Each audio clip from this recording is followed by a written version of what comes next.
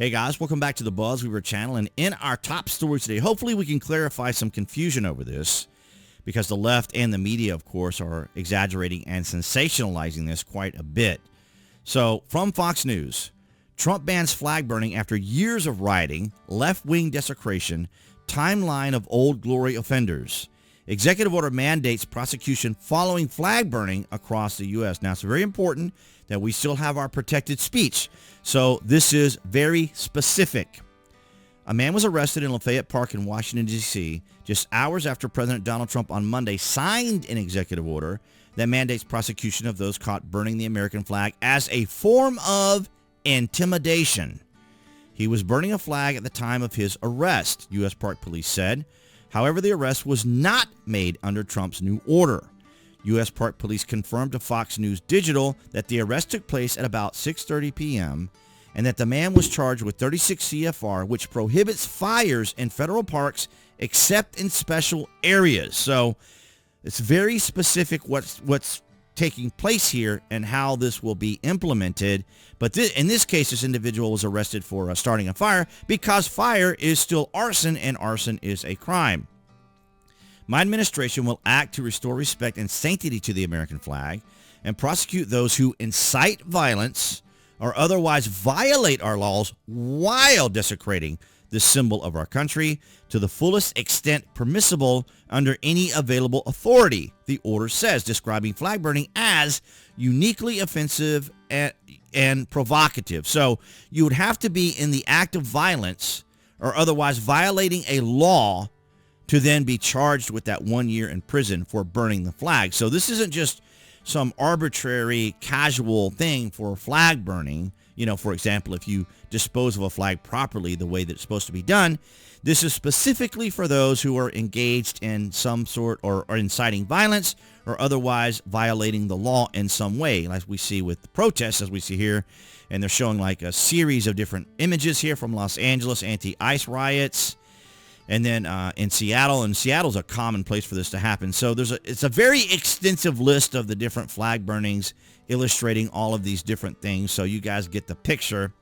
But if you do want to go through all the pictures, and it is quite extensive, you can go here to the Fox News story and look it up by the title. And so here's the incident as we talked about yesterday from Larry Conger and the individual who was arrested at the park.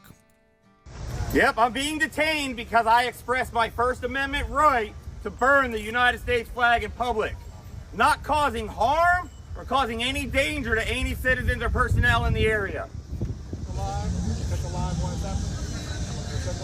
Do this for every single one of you American citizens.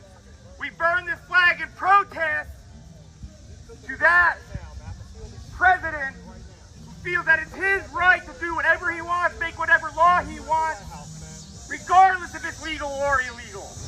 So here we go. So the idea here is the left believe that a duly elected president that they dislike should not be allowed to be the chief executive. Because as we have talked about here many times, right, they perceive Donald Trump as a third-party entity that infiltrated the chief executive office, that he somehow managed to weasel his way in there to then defy their ideology, their philosophy, and worldview.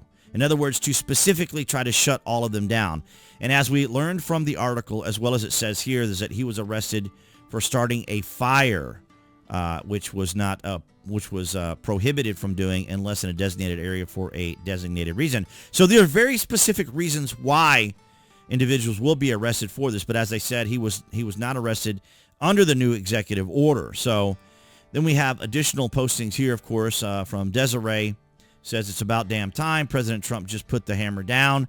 And, of course, we know that this is a very specific charge that people will be issued or cited for, and not necessarily for disposing of a flag properly in the proper use of it and under a different context. But, of course, we've seen the writing going all the way back to George Floyd or even longer.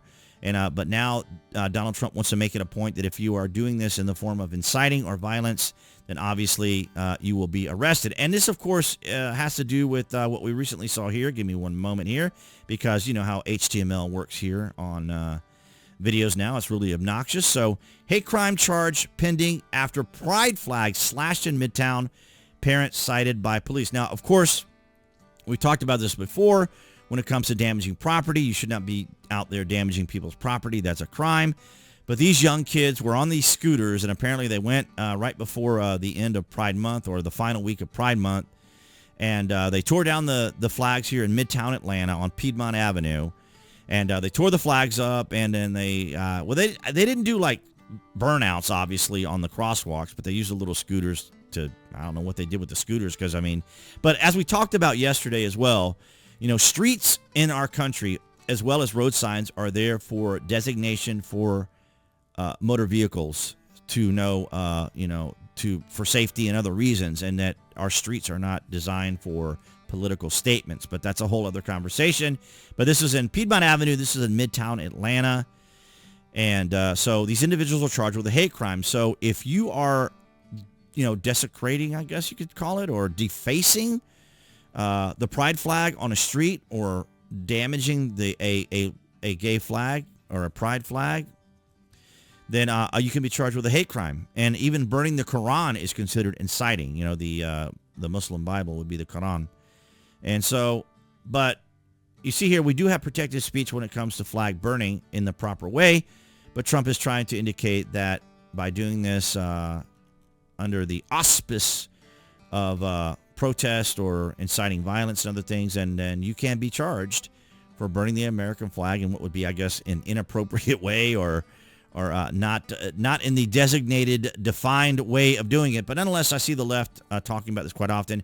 And of course, I do want to mention to them, and do mention to them, that it's still considered a hate crime if you burn an LGBTQ flag, or of course deface a crosswalk, and of course it is a crime to tear down people's flags and rip them apart like the kids were doing, which you know, I do not advocate for any of that whatsoever.